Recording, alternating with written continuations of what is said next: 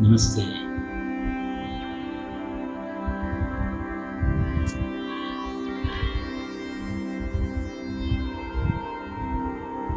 Namaste to all of you.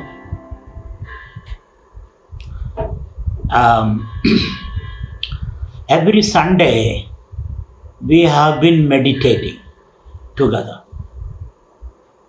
to explore our own inner potential as we interact with the world. But today, we are not meditating, but we will be talking about meditation. What is meditation? Because before you enter into meditation, we must have an idea what is meditation. Before you leave, you have to look, isn't it? Otherwise, you will be hitting bare floor, not into the water. So let us today discuss what exactly is meditation. Why are we meditating? Why do we invest our time in meditation? What are you going to get out of that? So these are the things we are going to discuss today, and what kind of mindset we require for meditation. Because this understanding is very, very important. And meditation is a hit word these days. Everybody wants to meditate. Isn't it? Everybody wants to meditate. As the meditation is the panacea, final solution for all human problems. And whatever it is true also. Meditation is a panacea or a solution, single solution for all human problems. I subscribe to that. I hope you also subscribe. And we all are meditators, not agitators. There are some people who spend all their time agitating, fighting, feeling victimhood. Don't take responsibility. Have no personal involvement in things. So here we are taking responsibility. We are responsible for whatever we are. So it's our duty to look into ourselves rather than look into the world. We can look into the world, but first look into ourselves. So these are some of the attitude with which we are entering into meditation. There are some key words I would like to share with you. Some key words in the field of, in the discourse, meditative discourse. One key word is the meditation itself. What is meditation? What do you mean by meditation? Meditation, medication, all come from the same root. To medicate oneself, to meditate. So meditation is one word. You can look into the Google and discover what is the meaning, but we should know what is the meaning of meditation, which we are going to explain. Another key word is contemplation. Contemplation. That word also used. Tem means to cut off, to distance yourself. Then look at things. Meditation means, contemplation means to cut off, to distance, take a vantage point, and then look at the flow of events, mental and material. There is another word used, and that's the meaning. Contemplation, contemplative exercises. Third word is reflection. To reflect like a mirror. You are not interpreting things. You are not bringing your lens into understanding things.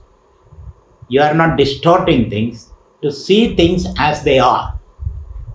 That is called reflection. Be like a mirror. A mirror doesn't distort whatever it reflects. So we should be like a mirror. See things as it is. So that is another word, reflection, which is difficult. Because we always bring our prejudices, our biases, our history into understanding the mystery of existence. Isn't it? So reflect. That's another word used.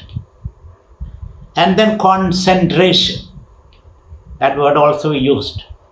Gathering your attention to shine upon a particular problem, let us say mathematical problem, science problem, or a social issue. Gathering your whole attention without any distraction, so that you can penetrate into the core of the issue. So concentration. Gather your mind from distracting thoughts, all distractions, and focus. That is another word used for meditation, concentration. There are many Sanskrit words that also I would like to share with you. Some of you may know Sanskrit, some of you may not. But it's nice to know what are the Sanskrit words used. One word is Upasana. Upasana means looking at. Look at. That's the meaning of Upasana. For example, you go to a temple and look at the Murti there. Behold the Murti. Or gather your attention on the Murti. That is called Upasana.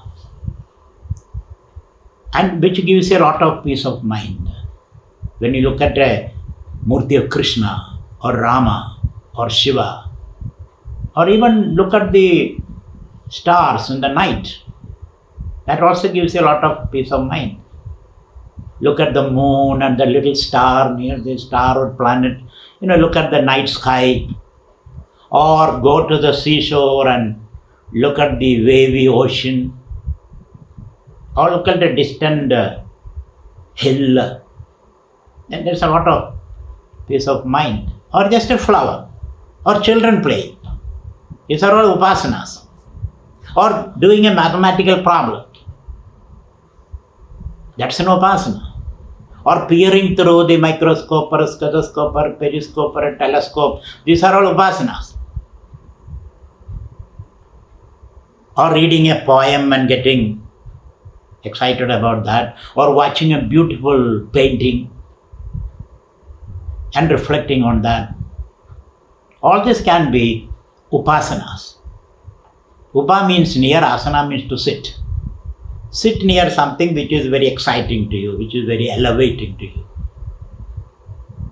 which inspires you.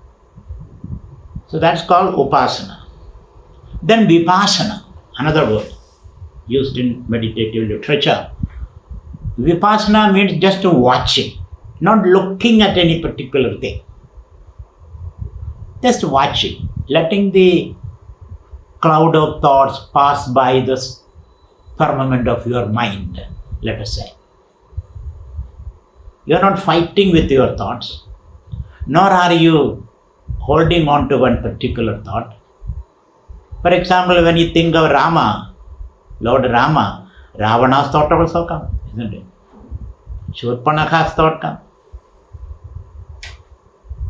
All these thoughts come because these are all associated with the Rama. The particular thought cannot stand alone.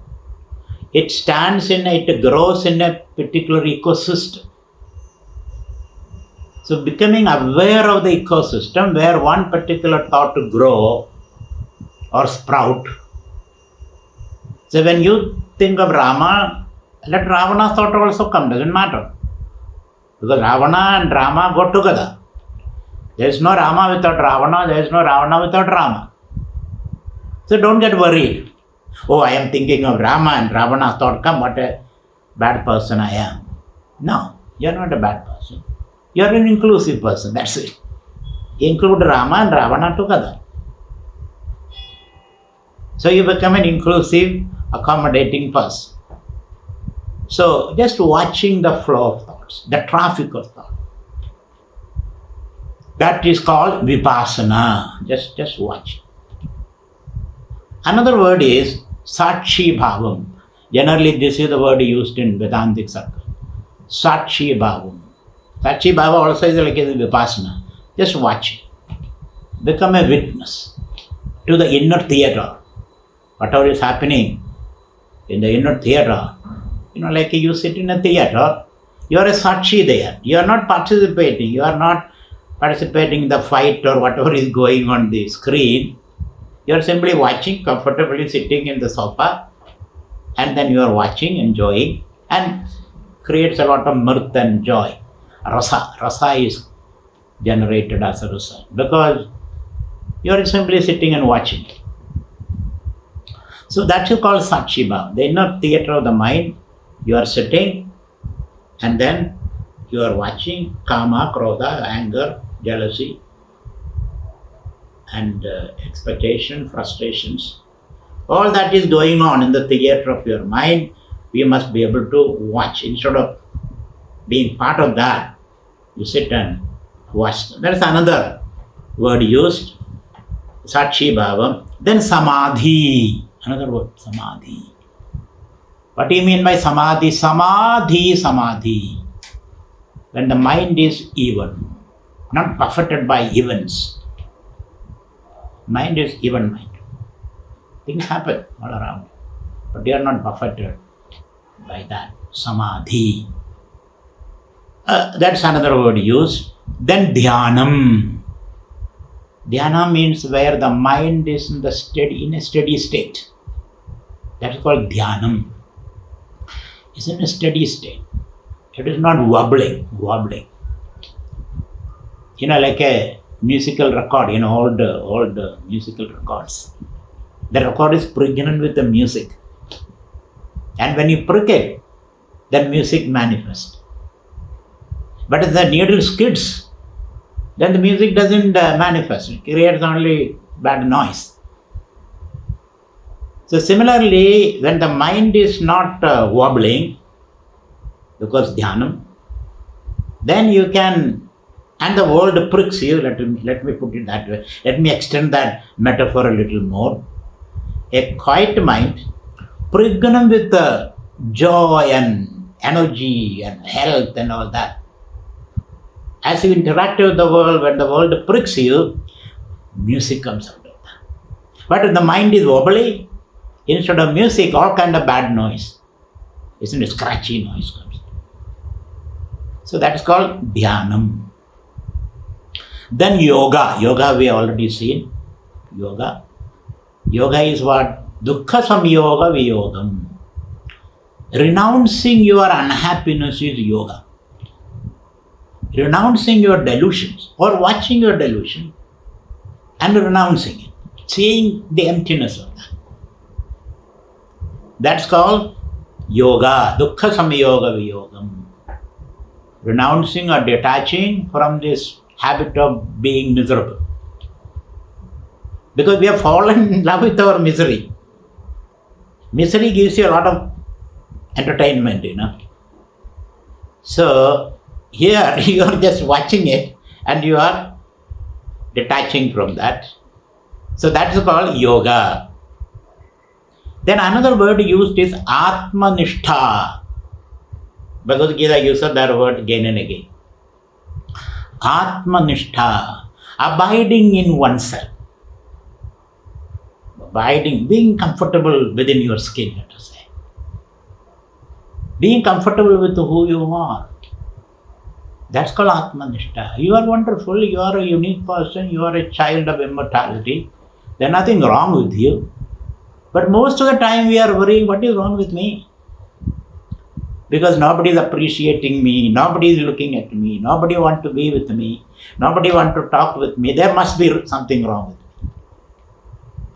Instead of thinking like that, Atmanishtha, be comfortable with who you are, your physical body, your personality, everything, whatever God has given you, be comfortable with that. Because you are a unique individual.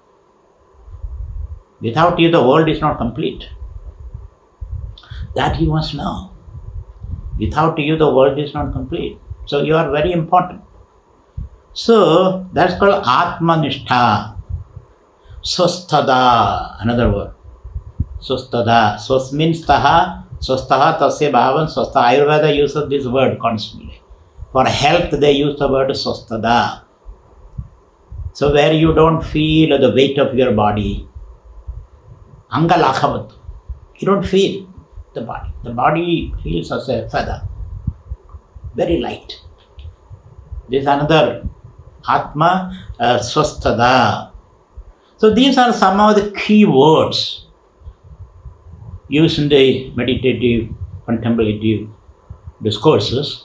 And these key words are very important for you to understand their meaning, their significance, etc. Now,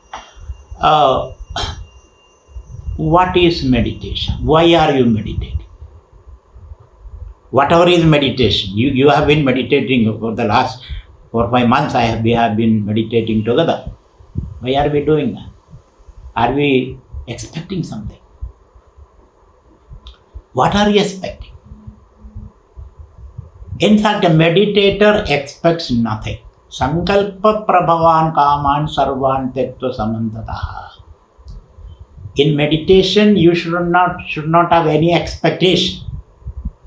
If you expect something, that your meditation disturbed. It's trying to sleep. I'm trying to sleep. I am reading a lot of books about sleep. I am watching a program on sleep. And are you sleeping then? No. The more you read books on sleep, the less sleep you get. Of course, you can write a book on how to get good sleep. And reading that, some people may sleep. Isn't it? So, what are you expecting meditation? I have no expectation. And what a beautiful state of mind will be that. I have no expectation. When you have no expectation, you flower forth in unknown ways. If you have an expectation, you get only that. You may not even get that. Even if you get it, you may not be happy with that. So therefore, for a meditator in meditation, you have no expectation. You don't want to become anything. You don't want to gain anything. You want to just be as you are. That is so if you have an expectation in meditation, I will be very happy and I'll gain siddhis and I'll be able to fly and then I'll be able to read somebody's thought. These are the motivations for meditation. You are in real trouble. Or I will gain that power to fly and then, Maharishi Mahesh Yogi, he said, you meditate, you will fly. You will be fleeced, I tell you. You're not going to fly. So when you meditate, you will fly. And Maharishi himself had to buy tickets to come from India to America. If you could fly, you would have been. You did not require any tickets, isn't it? So these kind of sales talk about meditation. You will become that, you will become this, and create more problem for yourself. So meditator has no expectation. Sankalpa prabhavan kaman sarvan tektva. There is no expectation. You are not wanting to gain anything. You just want to be yourself. And as you are beautiful. So I have no expectation. Don't try to become anything through meditation. You are only collapsing into your own truth. You are not becoming anything. So that's what meditation is all about. So no expectation. Sankalpa prabhavan kaman sarvan. And a meditator doesn't look for happiness in the world, of course, that's why he's meditating. Meditator's happiness is within, not outside. So you don't expect to be happy as a result of meditation. Some people say, after meditation I felt a lot of joy. Not because of meditation, because your nature is happiness. Isn't it? So you are not expecting to be happy through meditation. You are not expecting to gain siddhis through meditation. You are not expecting to become something through meditation. You are expecting to be comfortable with yourself. That's why Atma samstam manakritva. So disabuse yourself with all these thoughts. After meditation, then I'll become a powerful person and I teach my neighbor a lesson. No, you are not going to do that. That's not your purpose of meditation. So no expectation. So we have to disabuse ourselves of this thought that through meditation I am going to become something, I am going to become divine. No, you are already divine. Whether you meditate or not, your nature is divinity. Your nature is divinity. So that thought that through meditation I'll become something is to be given up. Then alone you can sit and meditate. Otherwise you will be always opening your eyes and see what is happening. Okay? And the second thing is, meditation is not opposed to thinking, feeling and activity, please. Generally there is a notion, a meditator doesn't think, it doesn't do anything, no activity. He's always sitting like a dry stump of a tree, cross-legged, closed eyes, staring at his tip of the nose. Of course, these are important. I'll be coming to that later. But that's not the key exercise in meditation. So meditation is not opposed to thinking, feeling, or activity you're doing.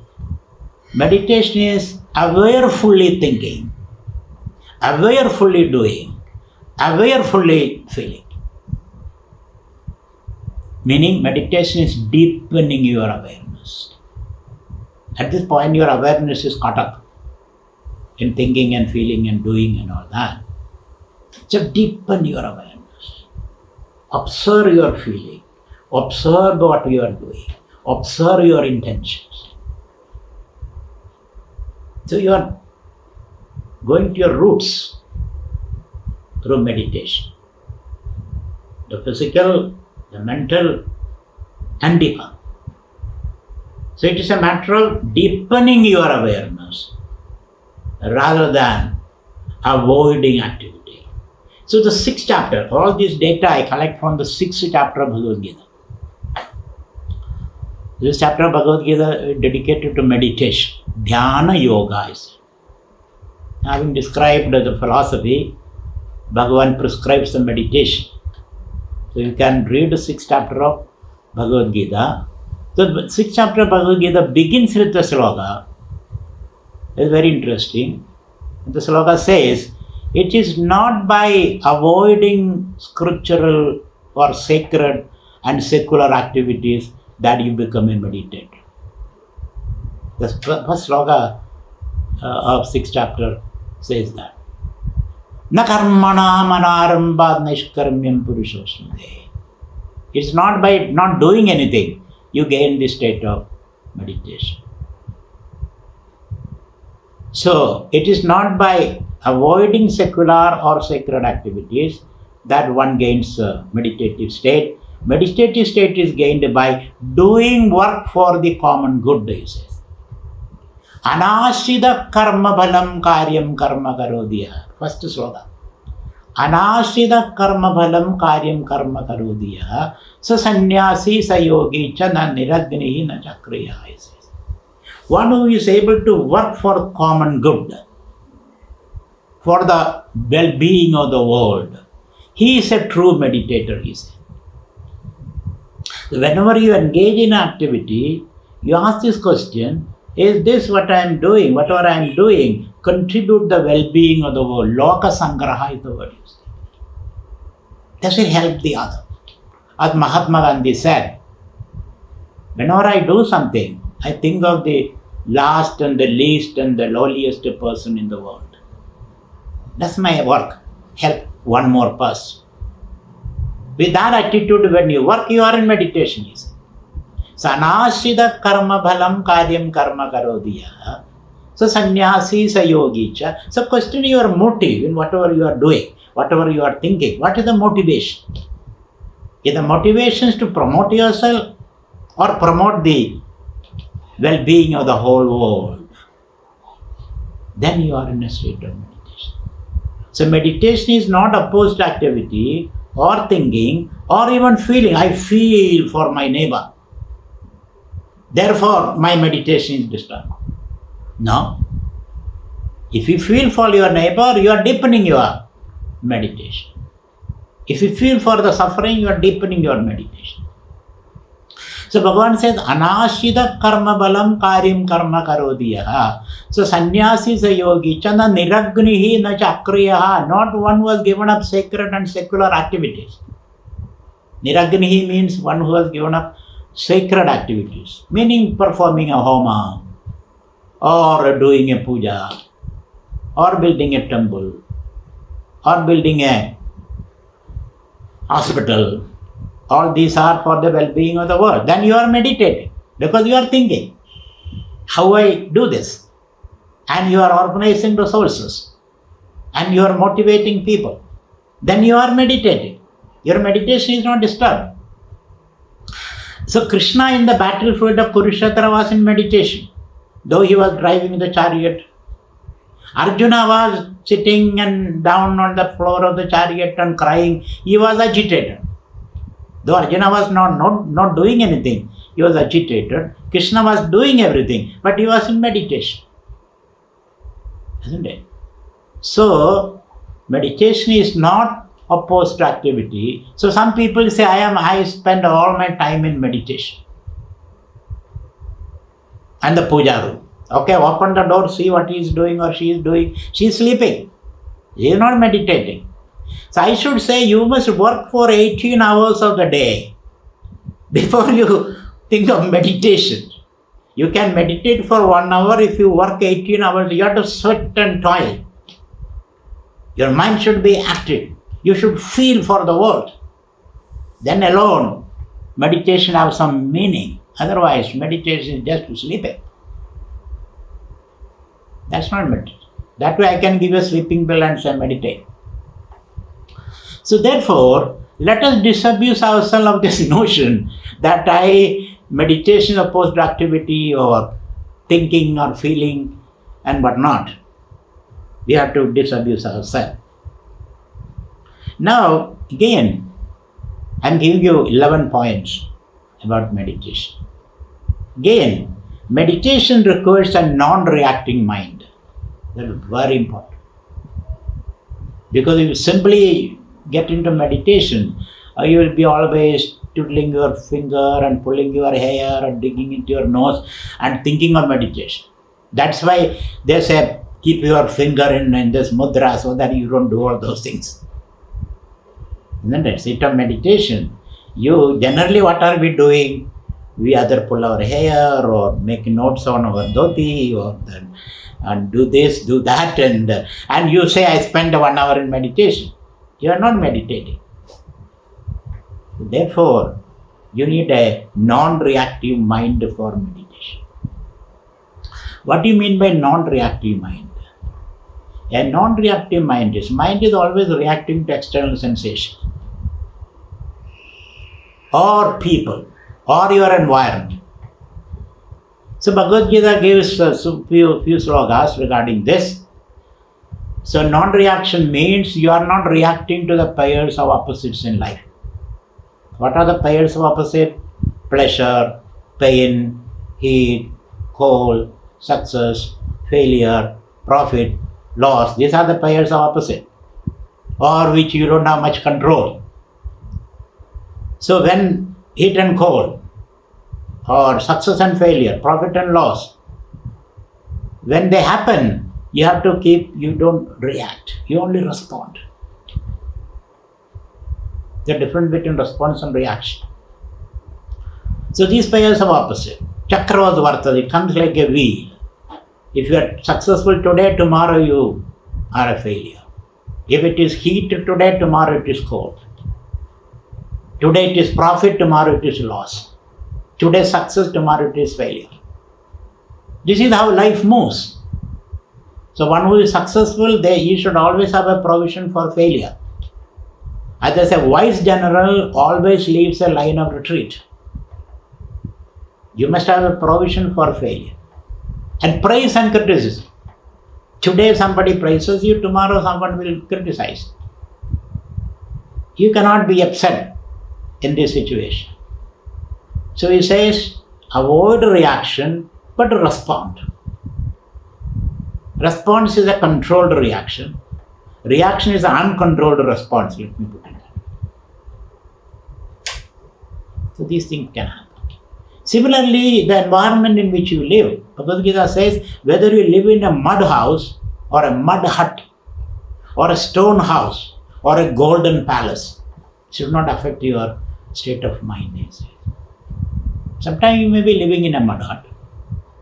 Sometimes you may be invited to live in a stone house, or sometimes in a golden palace.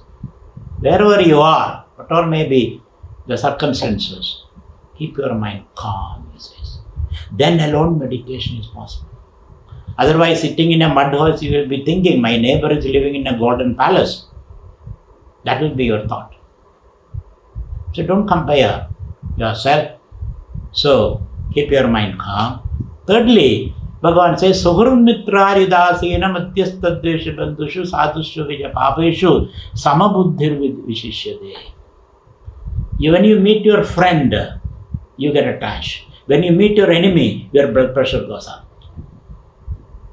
Life is full of friends, enemies, relatives, neighbors, people who disagree with you, people who agree with you, people who congratulate you, people who devalue you, or all kind of things.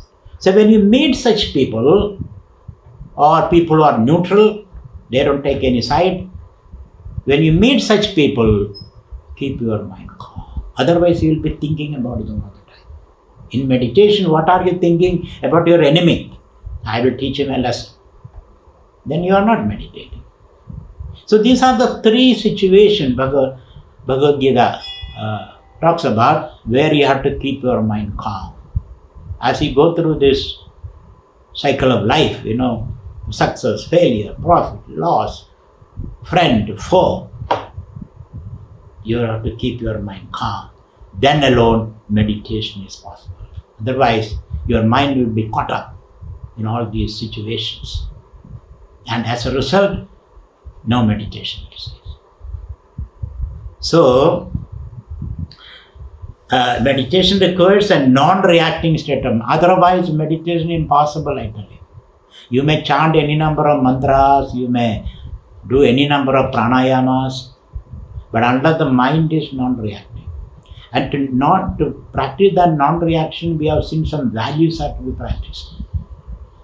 The 20 values I have given you while you are interacting with the world. Values cannot be practiced in isolation.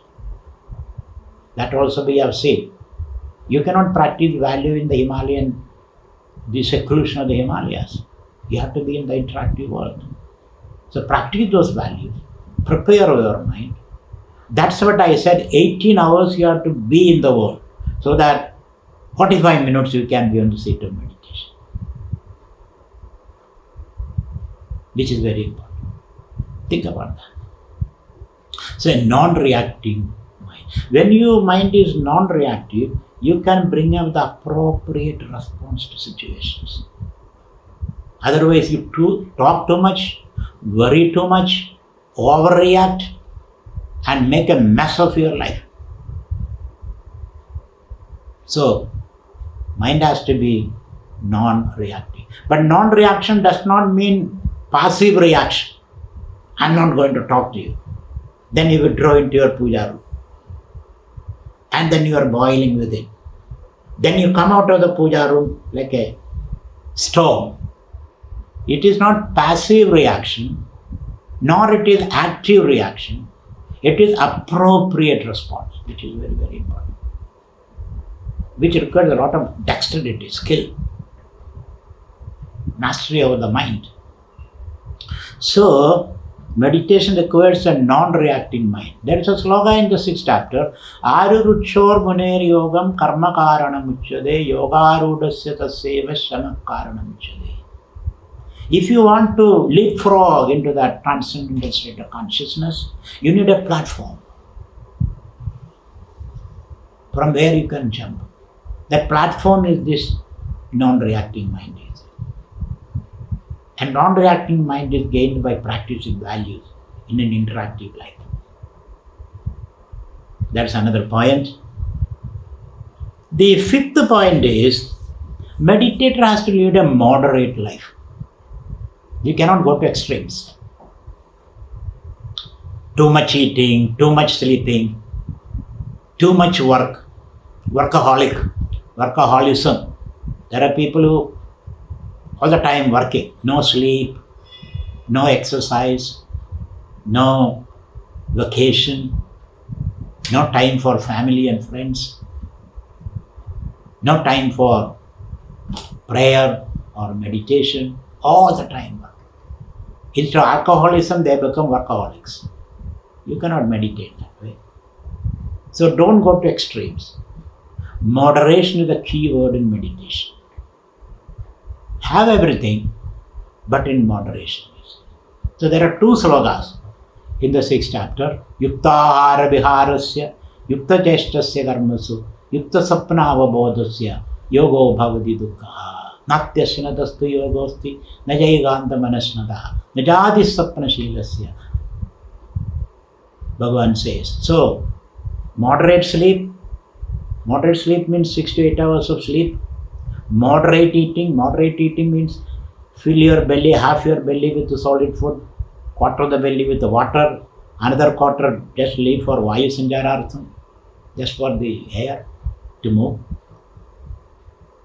so that you don't belch after a meal. You're okay after the meal, you feel comfortable. Not too much eating, not too much sleep, not more than 8 hours of sleep. Not too much work, not too much exercise. If too much exercise, that also is a problem.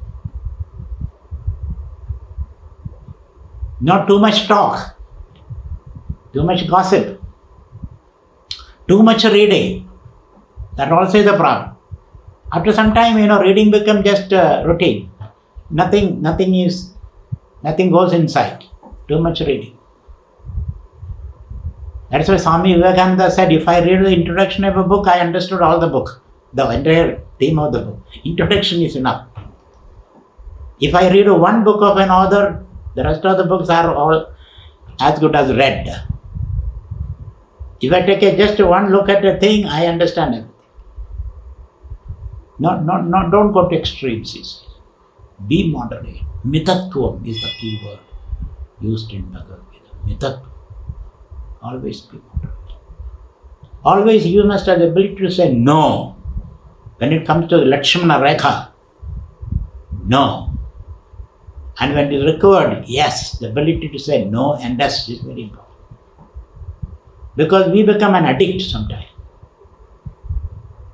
Obsessive, compulsive, addictive behavior. So one should be moderate. So that is another thing required for a meditator. Then Bhagavan says, spend 1 hour in a secluded place all by yourself. That's very important to understand your inner life. Every day, 45 minutes to 1 hour, 60 minutes. You must find a time for yourself, without a cell phone, without books, without a TV, without thinking about your future or future activities. Nothing. Just feel yourself. Feel your body, feel your environment, feel your breath, feel your emotion, true emotion. So that holistic feeling of yourself. Just 1 hour, 45 minutes to 1 hour, you must spend with yourself. Ekagi sanna, Bhagavan says. Ekagi sanna, all by yourself. Nothing, no other thought. Ekagi sanna. Spend your time in a quiet place. Minimum 45 minutes, maximum 1 hour. Or at least minimum 15 minutes. You have to spend. How do you spend it? Feeling yourself deeply. Not thinking, just feeling. Feeling your environment. In the meditation we have been practicing that. Feeling the pressure of the air, the light on your face, and the clothes that you are wearing, and your breath, and your intentions, your motives, and your deeper self. So spend otherwise your life is just a mechanical life. We have to spend every day. Every day you have to do this. Every day, either in the morning or in the evening, or whenever you get time. Spend 1 hour, either in the puja room or in the nearby garden, somewhere. You must find time for yourself. If you don't do that, your life is a waste, because you have not seen the real truth about life.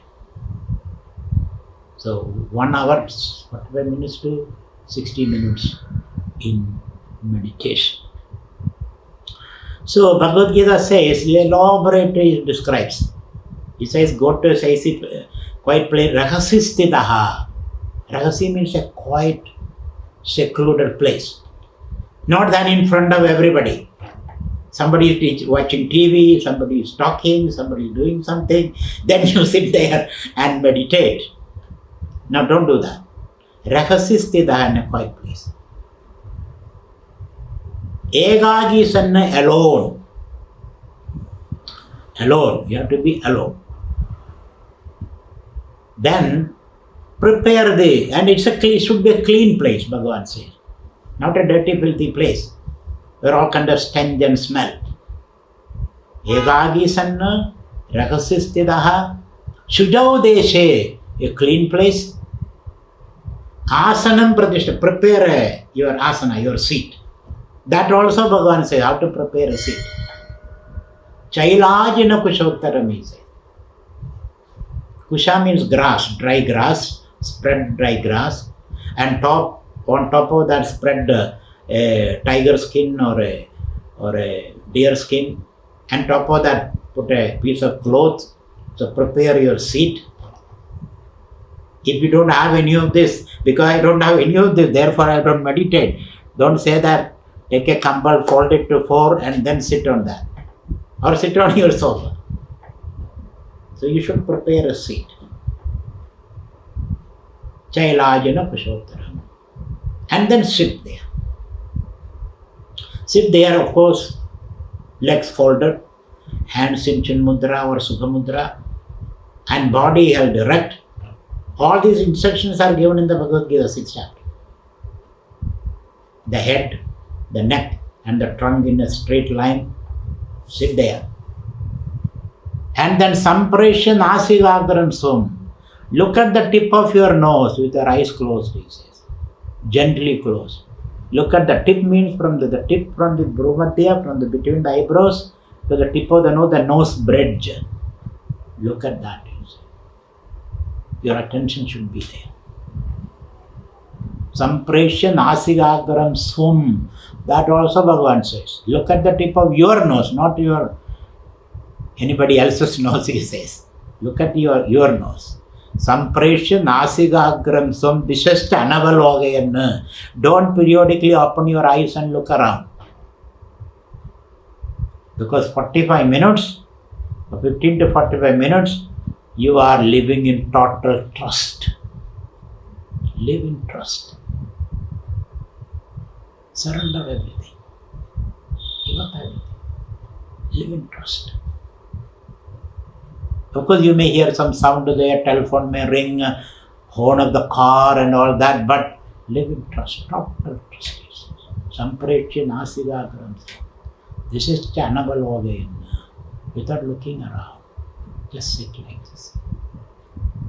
You may have to spend 15 to 45 minutes like this. Samprecha Nasigagaram Sam.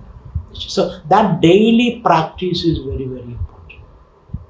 Though meditation means living in constant awareness, wherever you are, whatever you are doing, whatever you are thinking.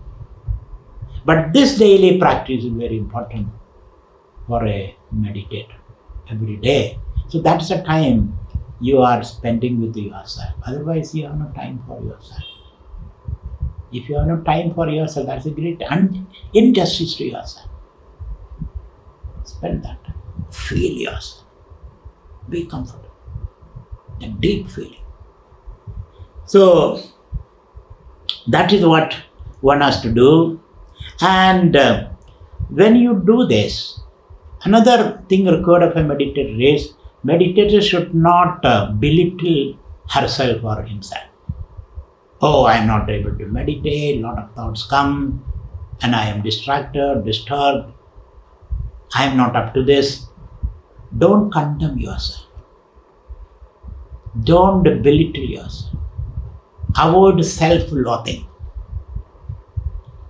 Shukrina, you will not be able to meditate properly most of the time. Distracting thoughts come. So sometimes you just give up. No, this is not for me. Meditation is not for me. I have a disciple. Says, Swamiji, don't call me for meditation. I will listen to your talk, but no meditation. So self-condemnation, self-loathing.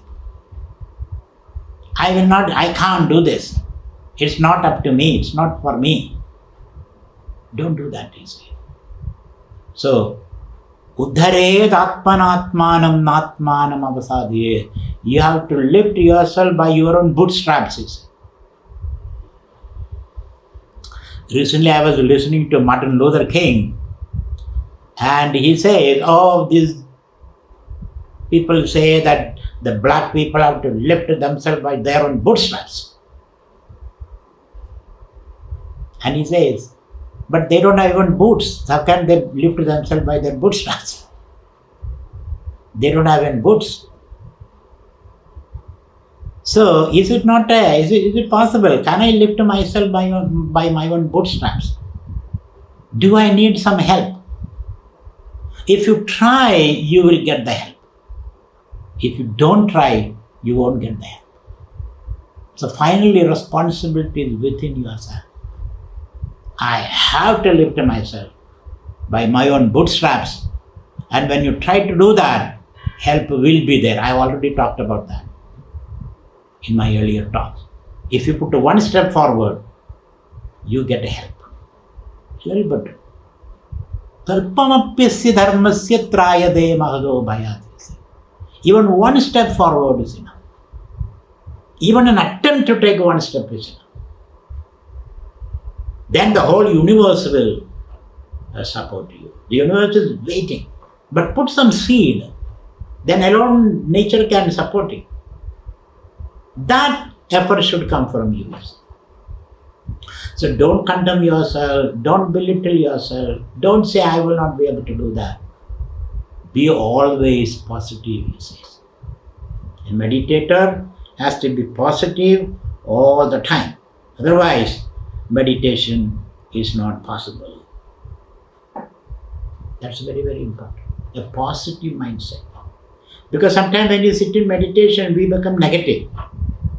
All kind of negative thoughts arises in you. All kind of bad thoughts comes to you. And you condemn yourself. When such thoughts come, just watch it and try to be positive. Patanjali calls it pratipaksha bhavana. Bring positive thought to negate negative thoughts. That effort you have to make. I can't do that. It's not up to me. I will never be able to meditate. These kind of thoughts will be harmful, he says. So always be positive. As a meditator, you have to be positive. Then, meditation actually is swimming against the current. Because your natural tendency is to move into the world in search of happiness, in search of security, in search of identity. So the Kathopanishad says, Paranchigani vaduna swayambhuho tasmat parang pashyadi nandaratman kaschid dhiraha pratyagatmanam akshabda avrutta chakshuhu amrudatvam ichchayam. Our natural tendency is to flow outward, to give value to what you see and downgrade the seer. The seer, you are downgraded and you upgrade what you are seeing. That's our natural tendency. That's how things flow. So meditator is something like swimming upstream. And therefore, abhyasena tu kaundeya vairagyena krityate. Arjuna asked a question. My problem is, I understood whatever you are saying, but my mind doesn't listen to me. Mind is like a monkey, chittaha kabihi. Mind is like a monkey, it's always distracted, I don't know what to do. So Bhagavan says, don't despair. Abhyasena tu kaundeya vairagyena. You have to keep on practicing. Abhyasa is necessary so that you develop the muscles of the mind. Yes, every day. Whether you meditate properly or not, but spend 45 minutes on the sit or meditation every day. Whether you are able to practice these values and interaction, keep on practicing it. And when you gain a certain critical mass, then it becomes easy. You have to gain a critical mass, a quantitative mass is to be gathered, then there is a qualitative leap possible. So without despair, one has to practice every day pranayama, watching the breath, sitting on the Vipassana or Sukhasana. Every day you have to do that. So abhyasena tu kaunteya nitya nirandara satkara sevida dridhabhumihi Patanjali says. Nityam every day, Ninandaram continuously, and Satkara Sevda lovingly, you have to practice. Then alone, it will become part of your mental muscles. Once you gain that, and as you gain a certain critical mass, then it is all very, very easy, he says. So daily, one has to practice. Every moment, one has to practice. Failure is certain. I am sure you will fail because you are swimming against a stream. The river of the mind. The river of the mind takes you downstream. But we have to swim upstream, which requires effort, he says. So not one day. Some people say I meditated for one week, then I left it. That's not enough. Every day you have to meditate, whether you like it or not. If you do it, then you'll start liking it. Every day. Which is called sadhana. That's the meaning of sadhana. Sadhana is something which you do every day, whether you like it or not, so that you start liking it. It becomes part of your personality and your character and your being. Character is developed by practice. Otherwise, it is only just a disturbance in your brain cells, just a knowledge. So practice every day without despair. Now finally, meditators require a philosophy of life. Without that, meditation is not possible. What is your philosophy of life? This you have to ask. For which you have to do some sravanam. You have to associate with a wise person or a knowledgeable person. You need a role model, you need a mentor, you need a guru, you need a scripture, a philosophy of life. And I would classify the philosophies of life into three. One is the spiritual philosophies. Second is religious philosophies. Third is secular philosophies. There are three types of philosophy. Religious philosophy, spiritual philosophy, religious philosophy, and secular philosophy. What is spiritual philosophy? Under spiritual philosophy, I will bring Vedanta, Advaita Vedanta, and Buddhism. So you must have some exposure to this. Advaita Vedanta and Buddhism. So Advaita Vedanta says the world is one unit, one web, which is an expression of consciousness. Advaita Vedanta says the fundamental reality is blissful consciousness. Do you believe in that? Do you subscribe to that philosophy? If you don't subscribe to this philosophy, then what are you meditating? So the Advaita Vedanta philosophy, the fundamental truth of existence is this blissful, borderless, boundless consciousness, which you are. That's very important. Not that some consciousness sitting somewhere, which you are. So that is the Advaita philosophy. And the whole world is an expression, a flourish of that consciousness, a flowering of that consciousness. That philosophy is very, very important. So Advaita Vedanta philosophy says that's what I call a spiritual philosophy, the spirit. And you need an ontological commitment to that. Otherwise, you'll be continuously discussing, debating, denying, and no transformation possible. That transformation requires a certain commitment. Without commitment, no transformation is possible. You get only information. So you have to take some risk. I am committed to this philosophy. I am committed to the spiritual understanding, Advaita understanding, that it's all one consciousness. And I am that, basically. That philosophy is, thereafter you may do anything. Thereafter you can meditate, thereafter you can engage in activities. So you need that fundamental philosophy,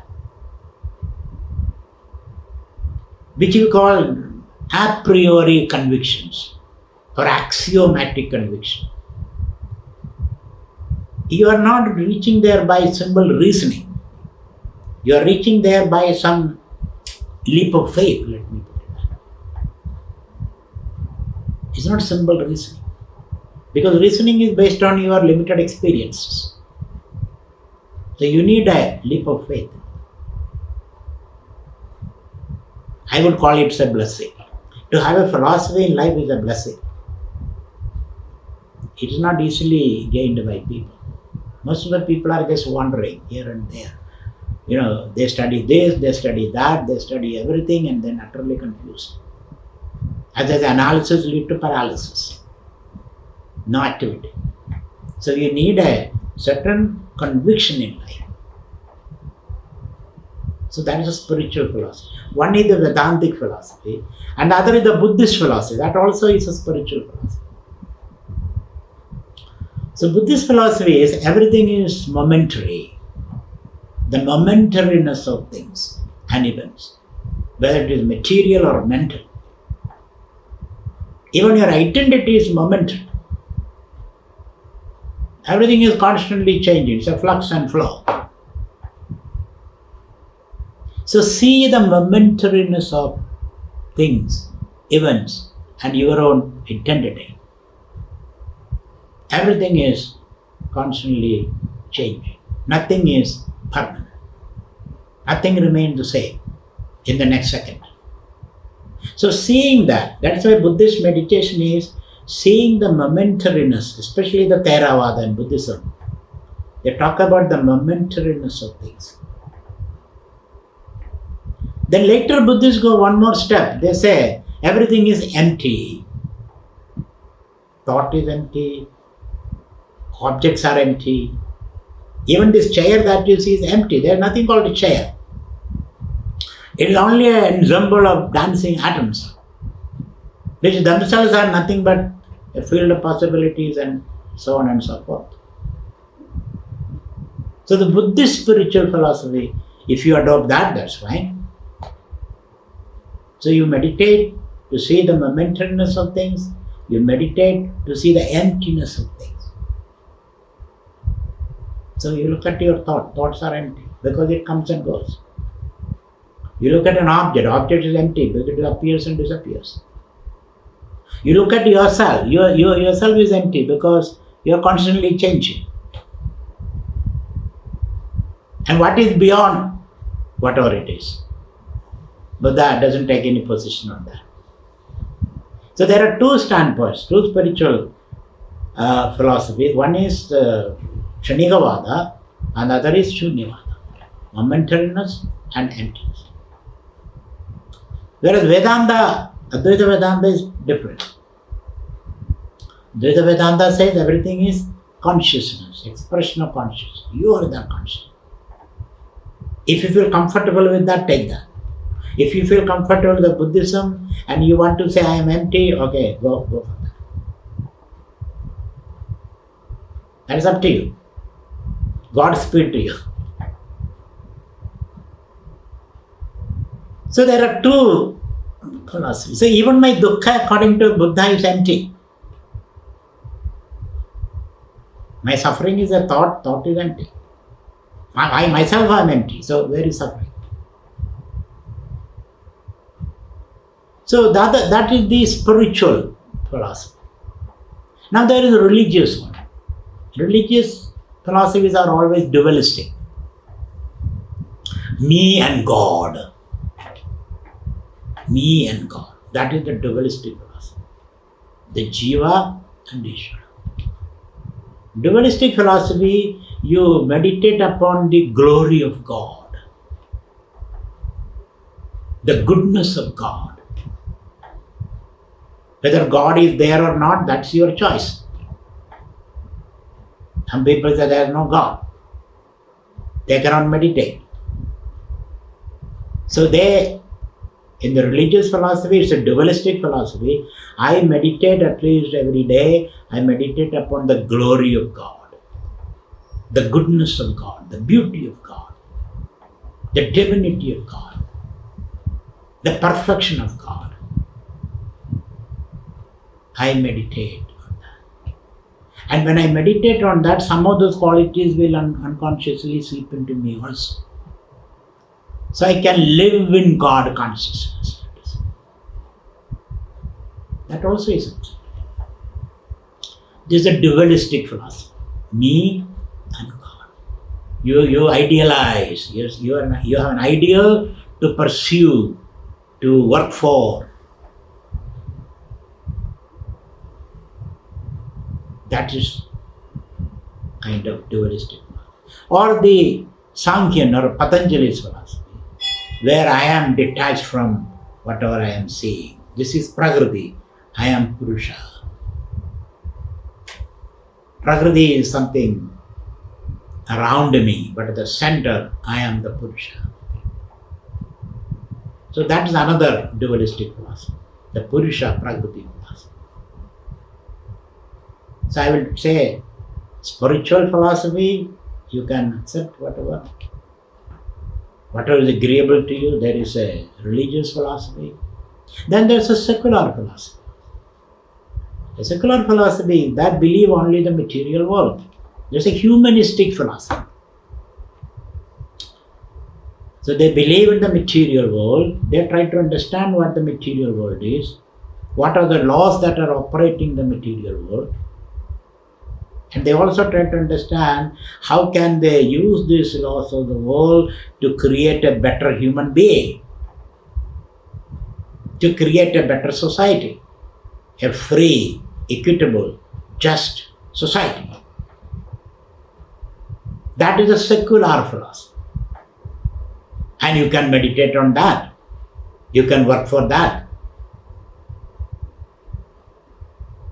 Right? So there is a spiritual philosophy, a religious philosophy, or a secular philosophy. So Karl Marx, he believed that the material world is real and we have to use these laws of the material world to create a free, just and equitable society. And he spent all his life in the British Library, Museum Library. He didn't even have time to shave his beard. He looked like a rishi. So that also is a kind of philosophy.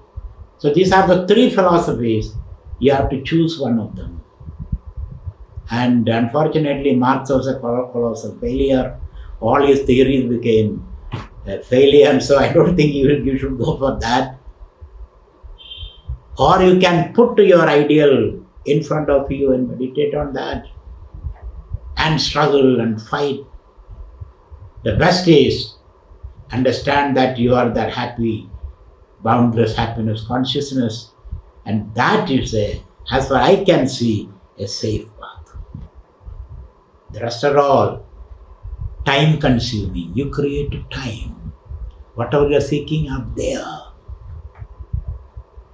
And when you keep a goal outside there, you create time, thought, struggle, failure, etc. It's better to understand I am this limitless consciousness. I hope you agree with me, because whatever I feel right, I am telling you. But I expose yourself to all kind of views so that you become your own agent of choice making. As Krishna says, "Yadaichasi tada kuru." I exposed you to all viewpoints. Now it is up to you to choose. Yadaichasi tada kuru. Whatever you feel fit for you, you choose. And I find from the secular philosophy, you will move into the religious philosophy, and then you will move to the spiritual philosophy. As Bhagavan says, "Mama vartmanu vartande manishya partha." Wherever you are on my path, he says. So I don't mind even if you take a secular philosophy. From there you can come to religious, then you come to the spiritual philosophy. Okay, now what is the Bhagavan gives a metaphor, an image of a meditating person. So please understand, a person who meditates is one who lives in constant awareness. His awareness is very deep. So, what is the state of that person? How does he experience life? Bhagavan gives example of Yatha Deebo Nivadastaha Nengade Sobhamasmudha. The beautiful metaphor, beautiful example. Such a person, Nivadastaha Deebaha, like a flame which is not flickering. A steady flame. His energies are steadily moving upward. He is not affected by anything. Urdhvaredas, like Hanumanji. Urdhvaredas, his energies move upward, not affected by what is happening outside. But he is very aware, full of what is happening outside, but he is not affected by that. Nivadastaha devaha. That's one example given by the Lord. Think of that. It's a beautiful, mesmerizing metaphor. Nivadastaha devaha. Nothing is affecting you. Or another metaphor is like a deep-rooted tree. A deep-rooted tree which is branches growing upward on all sides. It may be lashed by the storm or the rain. When the storm lashes the tree may sway a little bit this way and that way. A few branches may fall off, a few dry leaves may fall off, a few dry fruits may fall off. But at the end of the day, when the storm is over, the tree is fresh and steady. A yogi's life is like that. Everything is there. So these are the two examples you should keep in mind for a meditator. It's a metaphor, an example for it. Be calm, steady. You don't waver. As they say, dignity under pressure, which is a sign of education and culture. Dignity under pressure. Nothing can affect you. But you are sensitive to everything. Dignity under pressure, which is the mark of education and culture. And finally, yaso yatha debo nivadastaha nengade smrudha. Example given by Krishna. Now finally, tell me what is meditation? Bhagavan says, Atma samstam manakrutva na kinchida vichindaye. Atma samstam manakrutva. Bring your mind to the beatitude of the self. Na kinchida vichindaye. Then live a life without a worry, he says. Na kinchida vichindaye. Without a worry. Abide in yourself. Own up yourself. Your spiritual nature. And then live in this world. Atma samstam. So, these are all words used in the Bhagavad Gita 6th chapter. Atma samstam manakrutva na kinjita vichindaye. Don't worry, live in that state. So read the 6th chapter of Bhagavad Gita. With this insight that I have given you, it will be an easy reading for you, the Bhagavad Gita. So thank you very much. And next talk will be on karma and rebirth, which is a very interesting topic. I'll give you a different spin to that idea. Karma and rebirth, recycling of life's energy. How to recycle life's energy. That's what we will be discussing next time. So thank you once again. Hari Om.